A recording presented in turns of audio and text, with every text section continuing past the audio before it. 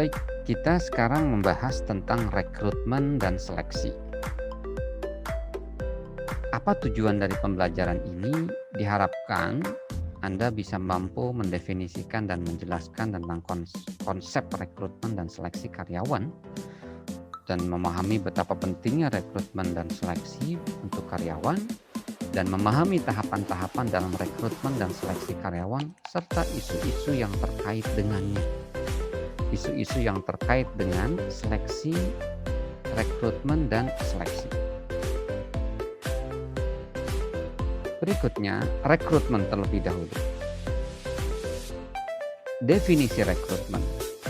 Rekrutmen adalah sebuah proses untuk menemukan dan menarik orang yang dibutuhkan oleh organisasi. Jadi rekrutmen ini adalah kata kuncinya adalah menemukan dan menarik. Menemukan kenapa? Kenapa harus menemukan? Karena dalam rekrutmen pasti semua lembaga, organisasi atau perusahaan ingin mendapatkan sumber daya manusia yang kompeten. Sumber daya manusia yang berkualitas, maka harus dilakukan sebuah proses untuk berupaya menemukan SDM tersebut. Sehingga perlu langkah-langkah sebuah proses yang kemudian memfasilitasi lembaga untuk bisa mendapati SDM tersebut. Dan kemudian setelah itu menarik orang yang dibutuhkan itu ke dalam perusahaan. Proses rekrutmen dimulai dari pencarian para pelamar dan diakhiri dengan masuknya surat lamaran dari para pelamar. Jadi yang didefinisikan sebagai rekrutmen itu bukan berarti kemudian sampai masuk menjadi karyawan. Tetapi rekrutmen ini hanya diakhiri dengan masuknya surat lamaran. Setelah masuk surat lamaran, maka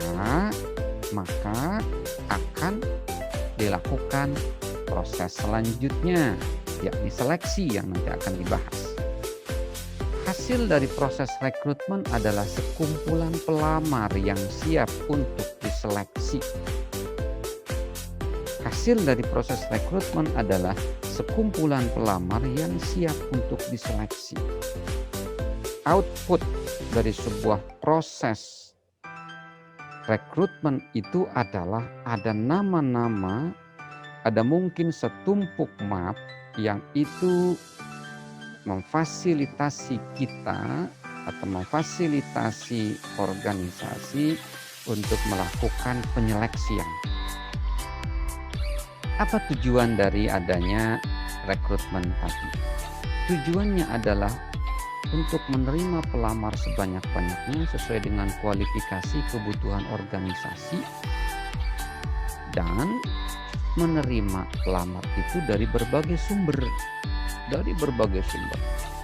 sehingga memungkinkan akan terjaring calon karyawan dengan kualitas tertinggi dari yang terbaik, the best of the best. Kalau rekrutmen itu dilakukan dengan standar, dengan sesuai dengan prosedur, dan sesuai dengan tujuan dan harapan dari setiap organisasi, maka idealnya rekrutmen itu terbuka. Dan kemudian tentu saja ketika sebuah lembaga atau perusahaan, sebuah organisasi mengharapkan adanya kompetensi khusus dari para pelamar yang orang-orang yang mempunyai kompetensi khusus ini bersedia untuk melamar, maka tentu ada strategi khusus ketika melakukan proses rekrutmen. Misal nih, saya ingin mempunyai sekolah yang penyampaian dalam pembelajarannya dengan menggunakan bahasa asing, misalkan bahasa Arab dan bahasa Inggris. Tentu saja saya harus punya strategi merekrut orang-orang yang kompeten, baik bagaimana mengajar, konten dalam mengajar maupun kemampuan dia untuk berbahasa. Karena saya misalkan ingin membuat misalkan Cirebon Islamic School atau Kuningan Islamic School yang berbasiskan pendidikan dengan menggunakan bahasa asing, misalkan bahasa Inggris, maka saya harus bisa mencari SDM yang mampu berbahasa Inggris ketika menyampaikan materinya. Saya harus melakukan proses rekrutmen dengan strategi, misalnya menawarkan rekrutmen ini kepada misalnya para lulusan dari luar negeri, jejaring para lulusan luar negeri. Misalnya yang lulusan Al-Azhar, ketika misalkan keinginan kita adalah untuk menjaring para calon tenaga pendidik dan kependidikan yang bisa berbahasa Arab. Nah, itu salah satu strategi untuk kita agar kita bisa mendapatkan calon SDM yang qualified, yang kompeten, sesuai dengan target kita, sesuai dengan tujuan dari organisasi kita. Nah, ini adalah salah satu tahap-tahap ya ketika melakukan proses rekrutmen. Jadi rekrutmen itu pun dibagi dua. Ada rekrutmen eksternal, ada rekrutmen dari internal. Nah, rekrutmen tadi diawali dari sebuah perencanaan sumber daya manusia. Misalnya sebuah perusahaan merencanakan untuk mempekerjakan karyawan sebanyak 1.000 karyawan. Dan dia juga dengan karyawan yang ada hendak menempatkan beberapa karyawan di posisi-posisi tertentu yang khusus di perusahaan tersebut. Jadi katakanlah sudah ada 500 karyawan dan masih memerlukan tambahan 1.000 karyawan lagi misalnya. Nah, 500 karyawan tersebut yang sifatnya internal tadi sudah ada di dalam perusahaan, itu pun bisa jadi direkrut untuk posisi-posisi atau jabatan tertentu. Nah, itu semua mengacu kepada perencanaan sumber daya manusia yang diwujudkan dalam dokumen rencana SDM. Rencanakan bahwa perusahaan milik si A ini ingin merekrut, ingin mempekerjakan 1.500 karyawan. Karena sudah mendapatkan pesanan dari buyer atau dari perusahaan lain, perusahaan distributor untuk mendistribusikan produk yang dia buat. Nah, dari perencanaan sumber daya manusia ini, maka kemudian diturunkan kepada alternatif rekrutmen. Dipilih alternatif rekrutmen. Seperti yang saya sampaikan tadi, bisa jadi rekrutmen itu, alternatif rekrutmen itu bisa jadi dari sisi media untuk melakukan rekrutmen. Apakah medianya menggunakan media sosial, ataukah akan menggunakan media elektronik seperti televisi, radio misalnya. Apakah juga menggunakan media cetak seperti koran, majalah, pamflet dan sebagainya. Seperti itu adalah alternatif rekrutmen dari sisi alat atau media untuk menyampaikan informasi kepada khalayak. Ada juga alternatif rekrutmen terkait dengan sumber-sumber orang-orang yang diharapkan untuk direkrut. Seperti yang tadi saya katakan tadi, ketika saya ingin membangun sebuah sekolah dengan pembelajaran menggunakan bahasa asing, maka ketika saya melakukan rekrutmen tenaga untuk menjadi guru, untuk menjadi tenaga kependidikan, untuk menjadi tenaga pendidik, untuk menjadi misalnya ustadz, misalnya ketika saya menginginkan adanya asrama, jadi sekolah berbasiskan asrama dan mereka mendapatkan pendidikan yang penyampainya menggunakan bahasa asing, maka saya harus bisa merekrut lulusan-lulusan mungkin pesantren-pesantren modern yang mereka sudah terbiasa berbicara dengan menggunakan bahasa asing, yakni bahasa Arab dan bahasa Inggris. Setelah ditentukan alternatif rekrutmen tadi, nah kalau misalkan bagaimana rekrutmen internal? Nah, rekrutmen internal ada beberapa alternatif. Bisa jadi itu secara terbuka dibuka kepada siapapun yang ada di dalam perusahaan untuk ditawarkan siapa yang bersedia untuk mengisi posisi-posisi yang kosong. Ada bisa jadi rekrutmen itu hanya ditawarkan kepada beberapa orang dan kemudian orang-orang itu diseleksi. Bisa jadi itu adalah alternatif rekrutmen. Setelahnya alternatif itu dipilih, baru dilakukan yang namanya rekrutmen. Nah, rekrutmen itu ada sumbernya dari internal, tentu metodenya adalah metode internal. Dan ada sumber-sumber eksternal, metodenya tentu metode rekrutmen eksternal. Dan pada akhirnya akan melahirkan yakni orang-orang yang direkrut. Oke. Sumber dan metode rekrutmen. Sumber rekrutmen adalah tempat di mana para kandidat yang memenuhi syarat itu berada. Seperti perguruan-perguruan tinggi dan organisasi pesaing. Itu adalah sumber rekrutmen. Saya punya sedikit pengalaman ketika saya dulu melakukan penelitian di beberapa BPR di wilayah 3 Jawa Barat, wilayah 3 Cirebon. Ada juga kecenderungan ketika ada satu BPR yang membuka lowongan pekerjaan, tanpa disengaja, maka ada karyawan dari BPR lain yang ingin melamar ke sana karena ingin mendapatkan semacam security, keamanan pekerjaan. Karena di BPR yang membuka rekrutmen tadi dia adalah BUMD. Sementara BPR yang tempat dia bekerja adalah swasta. Ternyata secara teori dan prakteknya secara umum bahwa sumber-sumber rekrutmen itu bisa muncul dari para pesaing. Jadi para pesaing bisa menjadi sumber rekrutmen kita. Ada salah satu strategi yang dilakukan oleh perusahaan ketika ingin memenangkan persaingan. Dengan cara apa? Merekrut orang-orang hebat dari organisasi atau perusahaan pesaing. Orang-orang hebat itu ketika kita tawarin dia dengan gaji yang lebih tinggi, kesejahteraan lebih tinggi, kemudian keamanan pekerjaan yang lebih tinggi, mereka kemudian pindah ke perusahaan kita. Dia membawa ide, dia membawa pengalaman, dia membawa informasi, dia membawa data yang cukup banyak dari perusahaan tempat dia bekerja sebelumnya. Dan itu berharga buat organisasi kita. Itu salah satunya yang dilakukan. Dan itu terjadi juga yang ketika saya mewawancarai para pengusaha-pengusaha rotan, kayak bapaknya Natif nih,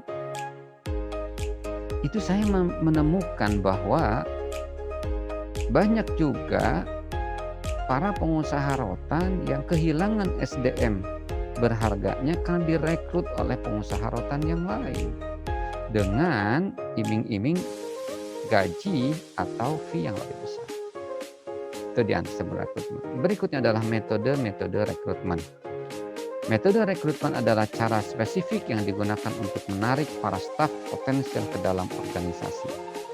Metode rekrutmen diantaranya adalah secara online, rekrutmen secara online, pengiriman semua dokumen secara online, ya. Itu metode rekrutmen. Ada juga mungkin secara offline, ketemu langsung membawa berkas-berkas. Kemudian sumber-sumber rekrutmen itu baik secara internal maupun nanti eksternal. Kalau sumber rekrutmen internal itu bentuknya adalah promosi, transfer, dan penarikan kembali. Penarikan kembali itu artinya mempekerjakan kembali.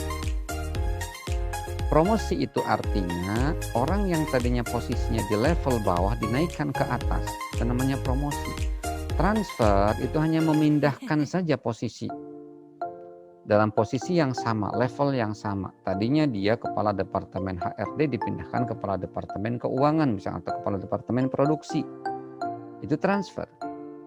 penarikan kembali misalnya begini, ada orang yang sudah tadinya bekerja di perusahaan A merumahkan orang tersebut, dan kemudian ketika perusahaan A sudah mendapati kembali marketnya, kinerjanya bisa kembali lagi, kemudian dia menarik kembali karyawan tersebut untuk dipekerjakan di perusahaan tersebut. Itu namanya penarikan kembali. Metode rekrutmen internal ya, itu diantaranya adalah dengan database SDM. Jadi merekrut itu misalkan ini nih, sebuah perusahaan dia mempunyai posisi lowong misalkan kepala HRD, maka kemudian dia mempunyai database SDM, katakanlah dia ada database sekitar 500 SDM staff yang ada di sana atau karyawan yang ada di perusahaan tersebut. Dia kemudian lihat bagaimana kualifikasi dari SDM yang sebanyak 500 tadi.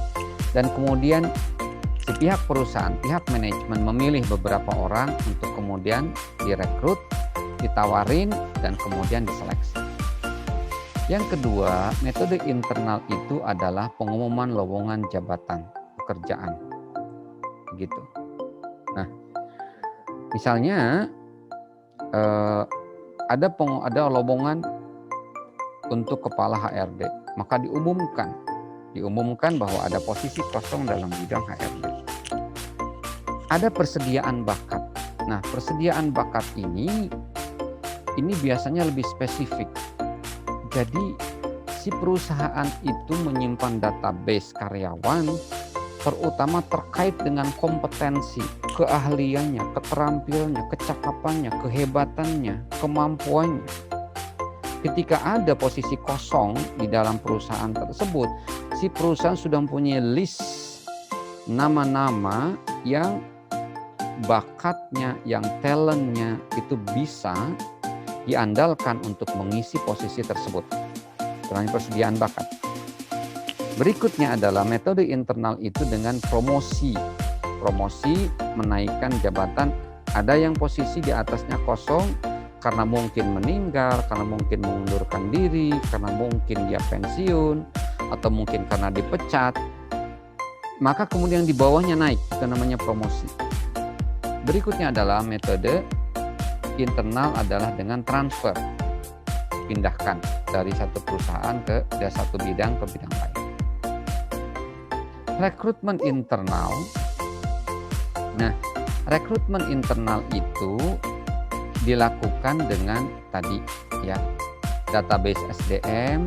Ini database SDM organisasi mengizinkan organisasi menentukan apakah karyawan yang ada saat ini memiliki kualifikasi untuk mengisi posisi yang lowong. Kemudian pengumuman lowongan jabatan yang tadi yang saya bilang. Kemudian pengajuan lamaran jabatan, job bidding. Prosedur yang memungkinkan para karyawan yang ada yang memiliki syarat untuk melamar kerja pada jabatan yang diumumkan. Jadi ada auction, ada lelang jabatan. Oke, misalnya nih dalam sebuah lembaga pemerintah, kepala dinas itu dilelang. Silakan siapa yang karyawan atau PNS yang mempunyai kualifikasi, silahkan bisa melamar untuk menjadi kepala dinas misalnya, seperti itu namanya job bidding. Dan yang terakhir adalah referensi karyawan. Rekrutmen internal itu juga bisa melalui referensi karyawan. Dengan cara para karyawan secara aktif mengajak teman-teman dan kolega-kolega sesama karyawan yang mereka anggap potensial untuk mengajukan lamaran. Bayangkan kalau misalkan perusahaan ini karyawannya 5.000. Manajemen tidak tahu satu persatu karyawan yang punya potensi.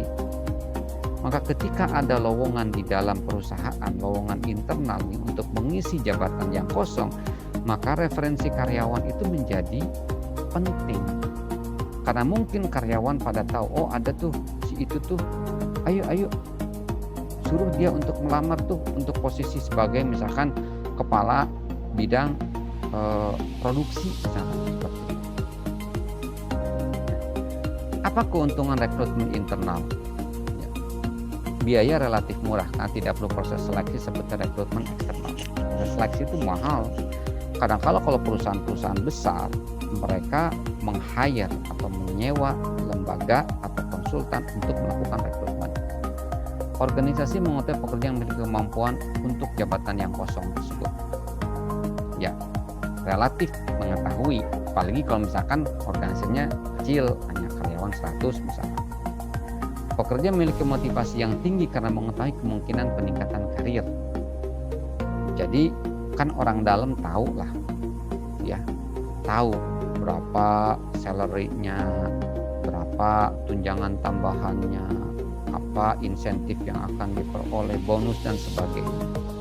Ketika ada rekrutmen internal, mereka sudah tahu, oh wah kalau saya jadi kepala bagian produksi, kalau saya menjadi manajer produksi, kalau saya menjadi kepala cabang, saya akan dapat gaji sekian. Pengembangan karir jelas. Keuntungan rekrutmen internal itu pengembangan karirnya jelas. Karena karyawan sudah tahu, oh kalau saya jadi posisi itu berarti naik tuh level saya atau eselon saya naik. Pekerja telah memahami secara baik kebijakan, prosedur, ketentuan, dan kebiasaan organisasi. Jadi proses untuk adaptasinya tidak begitu memerlukan waktu yang lama. Karena si karyawan yang di dalam perusahaan, kan ini ceritanya rekrutmen internal. Berarti ada posisi yang kosong di dalam perusahaan yang perlu diisi oleh orang internal.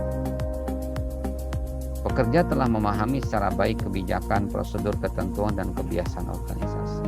Berikutnya adalah meningkatkan moral kerja karyawan, semangat kerja karyawan, karena dia akan merasa bahwa ia diperhatikan atau dipromosikan. Jadi semangat kerja karyawan akan tinggi ketika ada posisi kosong ditawarkan kepada orang dalam. Tetapi bisa jadi akan timbul kecemburuan ketika ada posisi jabatan kosong di dalam perusahaan, tetapi merekrut dari luar. Sementara orang atau karyawan yang sudah berada di sana, sudah mengabdi di sana, itu tidak ditawari. Itu bisa jadi menurunkan semangat kerja. Moral kerja ini artinya semangat kerja karyawan. Tapi ada ruginya juga rekrutmen internal itu. Tidak selalu memberikan perspektif baru, statis dan tidak berkembang karena tidak adanya ide-ide baru yang masuk ke organisasi. Misalnya ada kepala bagian produksi, kosong bagian kepala bagian produksi itu. Dan kemudian hanya merekrut orang-orang yang ada di bagian produksi itu untuk naik menjadi posisi kepala bagian produksi. Ya memang perspektifnya atau cara pandangnya ya udah cara pandang yang sama. Cara pandang orang-orang yang lama yang kemudian sudah tidak lagi menjabat sebagai kabag produksi misalnya. Tetapi ketika mengambil orang dari luar yang menjadi kepala bagian produksi di pabrik lain, maka mereka akan membawa ide baru, informasi baru, data-data baru, pengalaman baru, proses trial and error yang baru. Bisa jadi seperti itu. Yang kedua, kerugiannya adalah perusahaan terkesan tertutup. Rekrutmen hanya untuk orang-orang dalam saja. Staf yang dipromosikan akrab dengan bawahannya sehingga bisa jadi sulit menjalankan kewenangan dan kekuasaannya. Misalnya, rekrutmen itu dalam bentuk promosi. Awalnya dia satu level dengan sesama temannya, kemudian naik dia menjadi manajer. Nah, bisa jadi ini kendala yang di lapangan adalah tadinya sesama teman, sekarang jadi atasan. Bisa jadi itu bisa jadi kendala. Rekrutmen eksternal, tujuan. Sekarang kita bicara tentang rekrutmen eksternal.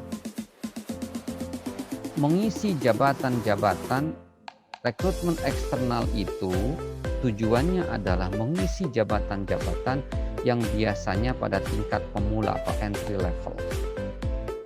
Biasanya rekrutmen eksternal itu misalkan untuk orang di bagian produksi, orang bagian marketing, itu biasanya level bawah. Tujuan yang kedua adalah mendapatkan keterampilan-keterampilan yang belum dimiliki oleh para karyawan yang ada. Tujuan merekrut dari luar supaya ada supply, suntikan keterampilan-keterampilan baru. Ya, yang tidak diperoleh, yang tidak dimiliki oleh orang-orang yang sudah ada. Yang ketiga, memperoleh para karyawan dengan latar belakang yang berbeda untuk memberikan keragaman ide. Untuk memberikan kekayaan ide, maka perlu menarik karyawan dengan latar belakang yang berbeda. Maka yang harus dilakukan adalah rekrutmen eksternal. Gitu. Rekrutmen dari luar. Sumber-sumber rekrutmen eksternal adalah sekolah kejuruan, akademi dan universitas, pesaing dalam pasar tenaga kerja, mantan karyawan direkrut kembali. Ya.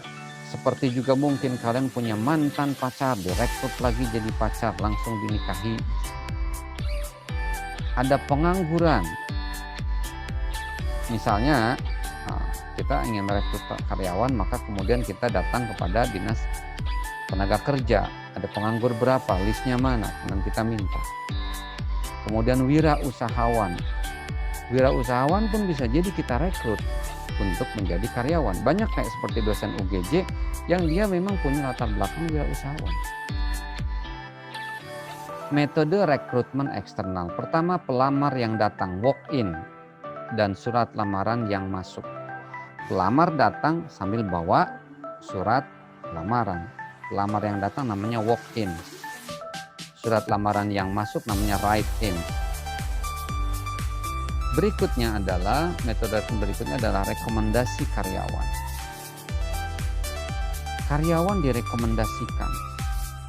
Ya, karyawan itu merekomendasikan temannya. Dan itu bisa jadi merupakan sebuah semacam perusahaan itu punya garansi. Oh ya, kita mau rekrut karyawan baru. Kamu punya nggak teman yang mahir dalam bidang ini? Oh, saya ada, Pak. Oke, kamu bawa ya ke sini ya. Nah, si manajemen itu punya pegangan bahwa nanti ketika ada apa-apa dengan karyawan baru ini, si orang yang merekomendasikan itu bisa ditanya atau bisa diminta paling tidak responnya untuk menangani karyawan yang ternyata setelah direkrut, misalkan setelah dimasukkan menjadi karyawan itu bermasalah. Berikutnya, metode rekrutmen berikutnya adalah iklan media. Bisa medianya di media sosial, media elektronik, media cetak. Agen tenaga kerja atau perusahaan jasa rekrutmen baik swasta maupun pemerintah. Misalnya dari Dinas Tenaga Kerja. Berikutnya adalah merekrut dari karyawan magang. Kan ada dari sekolah-sekolah itu magang. Nah, ketika magang itu bisa jadi itu adalah sumber rekrutmen. Jadi dari perusahaan menilai ini calon karyawan ini nih bagus nih ketika nanti kita rekrut ini. Orangnya cerdas, orangnya sigap, responsif, dan dia kerjanya bagus. Itu bersumber dari internship. Berikutnya ada juga pelamar yang tak diundang. Pelamar yang tidak diundang, misalnya ujuk-ujuk kita tidak buka lamaran, ada masuk lamaran, ya udah ditumpuk aja. Nanti ketika kita butuh, perusahaan butuh, nah pelamar-pelamar yang ada di dalam list ini tinggal kita buka dan kemudian diundang. Lembaga pendidikan tadi, seperti lembaga pendidikan, baik pendidikan yang formal maupun non formal, bukan informal ya, non formal. Lembaga pendidikan formal seperti level dari mulai SD, SMP, SMA, perguruan tinggi. Yang non formal seperti lembaga pendidikan, lembaga kursus, lembaga pelatihan kerja, itu adalah lembaga pendidikan sumber dari rekrutmen eksternal. Berikutnya adalah asosiasi profesi atau organisasi ketenagakerjaan. Asosiasi profesi misalkan di dalam perusahaan rotan ada HIMKI namanya, Himpunan Mebel dan Kerajinan Indonesia. Nah, ketika kita butuh karyawan, kita bisa mengambil dari sana. Misalnya ketika asosiasi profesi itu juga menyediakan semacam tempat untuk menampung orang-orang yang memerlukan pekerjaan untuk kemudian disalurkan. Metode rekrutmen eksternal berikutnya adalah dengan open house atau job fair. Ya, job fair. Ada pameran pekerjaan. Dan berikutnya adalah melalui internet. Keunggulan rekrutmen eksternal pertama bisa melahirkan gagasan dan pendekatan baru, orang-orang dengan sumber ide yang baru. Karyawan bekerja mulai dengan lembaran bersih dan karyawan ini lebih berfokus pada spesifikasi pengalaman. Karyawan bekerja mulai dengan lembaran yang bersih, jadi dia masih fresh, masih punya semangat. Kenapa? Dia baru lulus nih, masih fresh graduate. Dan karyawan ini lebih berfokus pada spesifikasi pengalaman. Dia memfokuskan kepada pengalaman khusus yang ingin dia diperoleh. Ini adalah karyawan baru, dia lulusan dari teknik industri dan dia misalkan fokus di bagian produksi. Maka dia akan berfokus kepada bagaimana menciptakan pengalaman dia dalam produksi. Meningkatkan pengetahuan dan keahlian yang tidak tersedia dalam organisasi saat ini. Keunggulan rekrutmen eksternal bisa meningkatkan pengetahuan dan keahlian yang tidak ada di dalam perusahaan dan menghindarkan subjektivitas. Jadi kalau rekrutmen eksternal itu menghindarkan semacam subjektivitas itu, wah dia mau orang si anu, ya makanya dia diangkat tuh. Jadi rekrutmen eksternal apalagi terbuka itu bisa lebih melahirkan objektivitas. Siapa saja yang melamar silahkan nanti diseleksi dengan objektif. Tetapi kelemahan rekrutmen eksternal biayanya tinggi. Ketika banyak pelamar yang masuk, maka harus disediakan tempat yang memadai, apalagi sekarang zaman COVID harus menjaga protokol kesehatan, harus ada karyawan atau staf yang menangani rekrutmen tersebut. Waktu yang lama, mulai dari publikasi, pelaksanaan, sampai pengambilan keputusan. Moral dan komitmen karyawan baru bisa jadi rendah.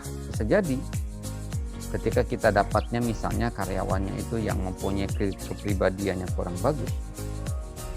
Periode penyesuaian dari karyawan baru yang relatif lama. Adaptasi bagi karyawan baru itu bisa jadi perlu waktu. Beda dengan karyawan yang sudah lama. Oke. Rekrutmen oleh pihak eksternal ini ada beberapa strategi. Rekrutmen online. Bagaimana rekrutmen online ini? Pertama, perekrut internet recruiter, orang yang pekerjaan utama menjalankan proses rekrutmen melalui internet, disebut juga sebagai perekrut maya. Jadi kita bisa meminta perekrut eksternal untuk melakukan rekrutmen.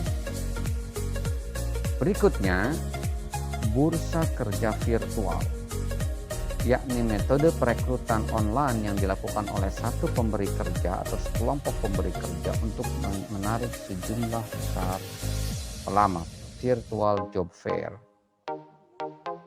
Kemudian juga ada yang rekrutmen online ini dilakukan dengan cara melalui situs web karir organisasi. Dan di situs kerja yang dapat diakses dari homepage organisasi yang menampilkan daftar posisi-posisi yang tersedia di organisasi dan memfasilitasi para pelamar untuk melamar kerja pada jabatan-jabatan tertentu. Jadi misalkan ada perusahaan, biasanya perusahaan bonafide itu. Di dalam webnya itu, dia akan menampilkan sebuah halaman di organisasi yang di web tersebut yang menampilkan posisi-posisi yang lowong. Maka kita bisa melamarnya ke dalam posisi yang lowong tersebut. Bisa melalui web blogs atau disingkat blog, ya, bisa melalui situs web ketenagakerjaan umum. Kita mungkin punya blog ya. Kalau Anda punya blog itu bagus, ya, bagus kalau punya ya. Dan ketika kita ingin mengkampanyekan blog supaya orang-orang itu pada rajin menggunakan blog atau rajin membuat blog, sebagaimana kita juga misalkan melakukan kampanye agar menggunakan bahan-bahan yang alami, maka kita katakan go green, ya. Dan sekarang ada produk go food. Nah, kalau blog kita ingin misalnya mengkampanyekan agar semakin banyak orang menggunakan blog, maka kita bisa melakukan kampanye Go Blog, ya. Go Blog. Ya, kita lanjutkan. Nah, kemudian di dalam situs web ketenaga kerjaan umum, ya, itu juga kita bisa melakukan rekrutmen secara online. Ada alternatif lain selain rekrutmen. Ketika kita misalnya memerlukan karyawan, tetapi kita untuk melakukan rekrutmen itu banyak biayanya, waktu dan tenaga. Jadi ada alternatif sebelum kita melakukan rekrutmen, yakni yang pertama adalah outsourcing.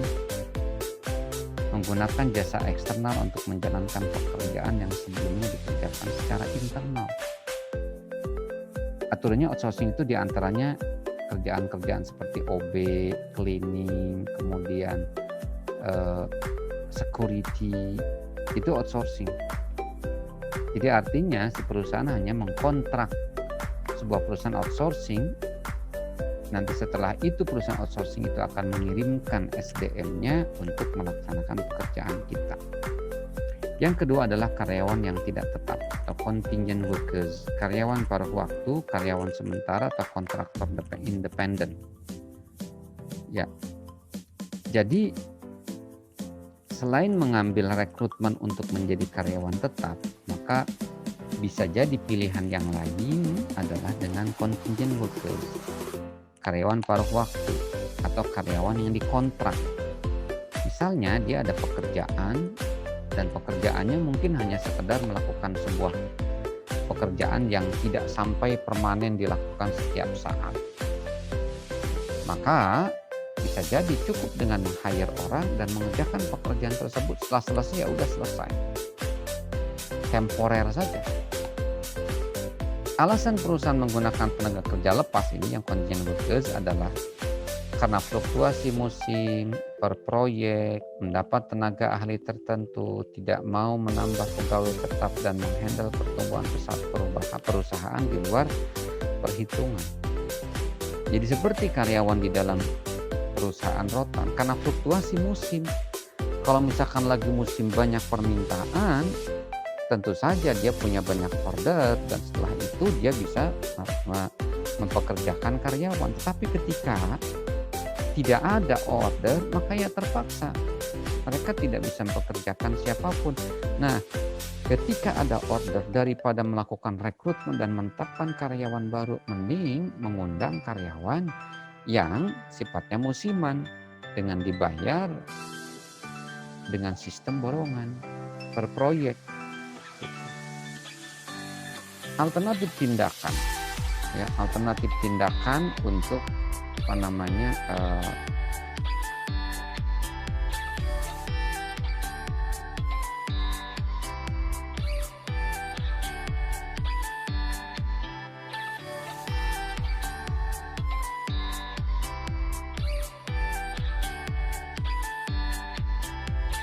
Nah, alternatif tindakan selain rekrutmen diantaranya adalah dengan melalui organisasi pemberi kerja profesional. Ya. Organisasi pemberi kerja profesional ini adalah organisasi yang menyewakan karyawan kepada organisasi lainnya. Seperti tadi, perusahaan outsourcing itu adalah alternatif selain kita melakukan rekrutmen karyawan. Yang kedua adalah kerja lembur. Alternatif untuk mengatasi fluktuasi jangka pendek dalam beban kerja.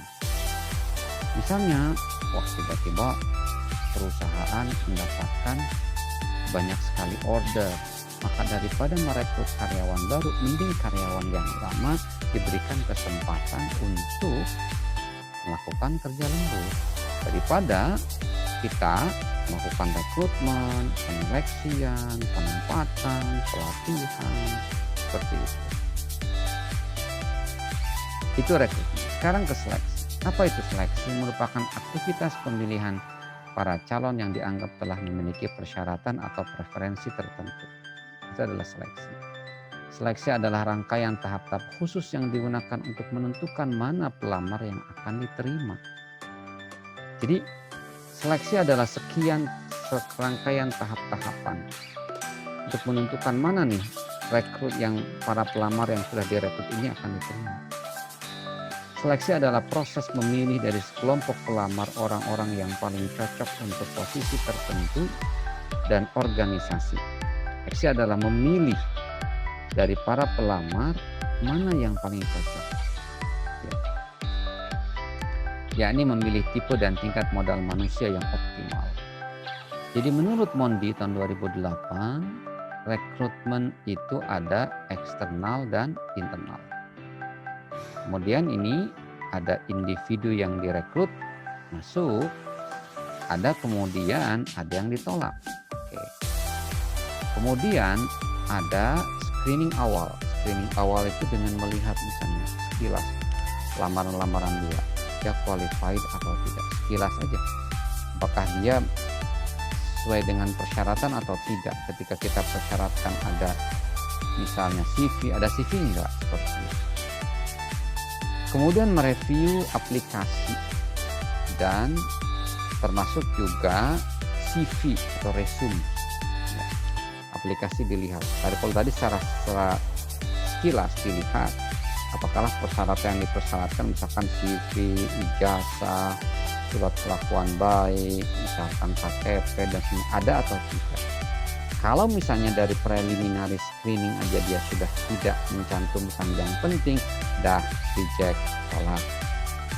Setelah itu review itu lebih detail, melihat misalkan isi dari aplikasi, isi dari CV, isi dari ijazah.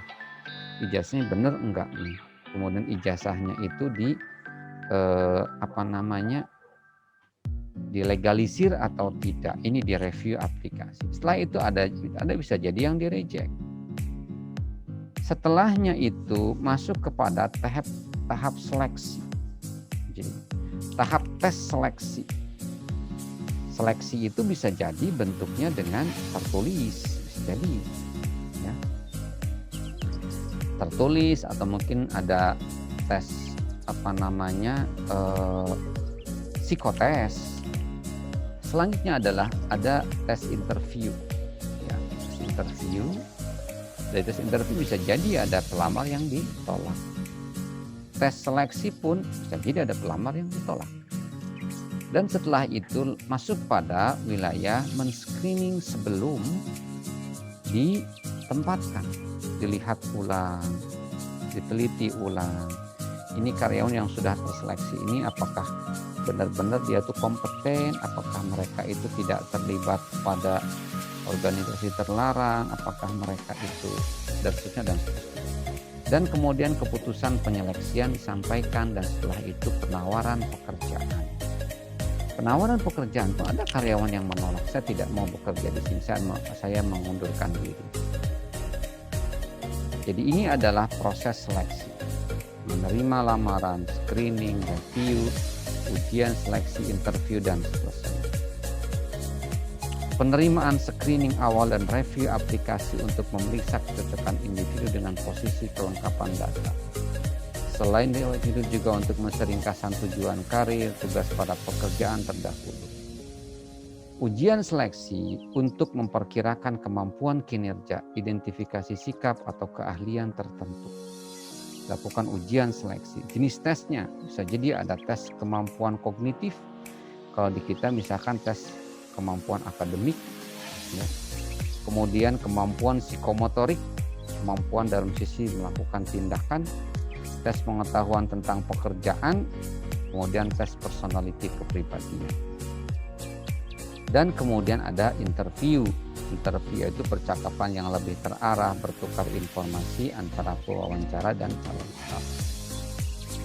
Proses seleksi berikutnya ada juga evaluasi medis, bahwa karyawan itu betul-betul sehat. Dan kemudian ada screening latar belakang sebelum karyawan diterima. Ini biasanya dilakukan untuk menghindari resiko. menghindari resiko, jangan sampai mengerjakan karyawan ternyata dia bermasalah secara bisnis, secara kredit begitu. Kemudian ada keputusan seleksi. Orang yang biasanya membuat keputusan seleksi adalah manajer yang akan bertanggung jawab untuk kinerja karyawan baru. Keputusan seleksi diterima atau tidak. Dan manajemen harus memberitahu kandidat yang sukses dan tidak sukses sesegera mungkin dengan pertimbangan masalah etika dan hubungan masyarakat. Jangan si calon karyawan itu diombang-ambing. Terima apa enggak? Terima ya diterima, enggak.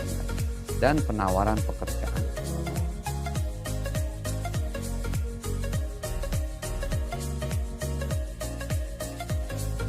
Sekarang kita akan berbicara tentang faktor yang mempengaruhi seleksi.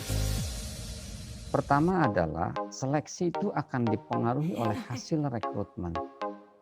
Semakin banyak yang terekrut, semakin banyak pelamar yang masuk aplikasinya ke dalam perusahaan, akan semakin banyak pilihan karyawan untuk dipilih. Dan itu salah satu keuntungan buat perusahaan karena bisa memilih yang terbaik dari yang terbaik. Yang kedua adalah faktor yang mempengaruhi seleksi itu adalah juga penawaran tenaga kerja. Semakin banyak penawaran, semakin turun harga. Karena peluang memilih lebih besar dan semakin sedikit penawaran, maka harga semakin mahal. Ketika seperti sekarang ini, ya, banyaknya para penganggur, maka mereka perusahaan itu mendapatkan keuntungan karena penawaran tenaga kerja banyak. Sehingga bisa jadi gaji bisa sedikit agak ditekan. Ya, bisa ditekan karena tenaga kerjanya banyak. Berikutnya yang aspek yang mempengaruhi seleksi juga adalah tantangan etis terkait dengan etika lembaga pelaku seleksi, termasuk keteguhan pemegang nilai, norma, keteguhan para pimpinan terkait dengan nilai, norma, perlakuan adil dan jujur. Itu karena bisa jadi orang yang melakukan seleksi itu dia tidak adil, tidak fair. Karena ada titipan, karena ada hubungan kekerabatan, maka kemudian dia tidak berperilaku adil, tidak jujur, tidak memegang nilai yang harus dipegang itu. Misalnya objektivitas, bahwa kalau misalnya itu adalah calon karyawan tidak layak untuk dimasukkan, ya jangan dimasukkan. Berikutnya adalah hal-hal yang mempengaruhi seleksi karyawan adalah tantangan organisasional, tantangan perusahaan. Anggaran misalnya, ketika anggarannya sedikit ya seleksi akan terpengaruh. Jenis lowongan yang tersedia dan perubahan strategi organisasi. Anggarannya kecil otomatis akan berpengaruh pada proses seleksi. Jenis lowongan yang tersedia dan perubahan strategi organisasi. Jenis lowongan yang tersedia akan pengaruhi seleksi. Kalau lowongannya misalkan sedikit, otomatis proses seleksi pun akan lebih ketat. Ya. Kemudian juga hal yang mempengaruhi seleksi berikutnya adalah perubahan strategi organisasi. Tadinya misalkan organisasi berorientasi kepada layanan pelanggan, tetapi kemudian dirubah strateginya mendadak menjadi berstrategi orientasi kepada inovasi, menjadi perusahaan yang bisa menghasilkan produk baru yang berkualitas dan mampu diserap pasar. Maka ini akan menciptakan perubahan strategi, akan mempengaruhi proses seleksi. Tadinya mau diseleksi secara banyak, sekarang dipilih selektif hanya mereka yang mempunyai kecerdasan, keterampilan, karena perusahaannya mau perusahaan yang inovatif. Hal yang mempengaruhi seleksi pun adalah kesamaan kesempatan. Hindarkan perilaku diskriminasi berdasarkan karakteristik apapun, termasuk kolusi, nepotisme, rasis, kesukuan, agama, kelamin, kelompok minoritas. Ini yang harus dihindari karena ini bisa mempengaruhi seleksi. Jadi ketika tidak ada kesamaan kesempatan, misalkan dipisah ini mah kalau dia keturunannya bukan orang Jawa, maka kemudian Kalau dia bukan orang Jawa, maka kemudian dia tidak diberikan kesempatan yang sama karena ini hanya untuk orang Jawa, padahal tidak ada keterkaitannya Jawa atau tidak. Misalnya terkait dengan pekerjaan yang akan digarap. Ini juga yang akan mempengaruhi proses seleksi. Ketidaksamaan kesempatan, perilaku diskriminasi karena karakteristik apapun, karena jenis kelamin, karena kelompok minoritas, karena agama, begitu. Maka ini akan mempengaruhi proses seleksi, akan mempengaruhi seleksi. Ketika seleksi itu tidak tepat, tidak pas, bisa jadi akan menghasilkan karyawan yang tidak qualified, karyawan yang tidak sesuai dengan keinginan. Oke, mungkin sekian terkait dengan materi rekrutmen dan seleksi.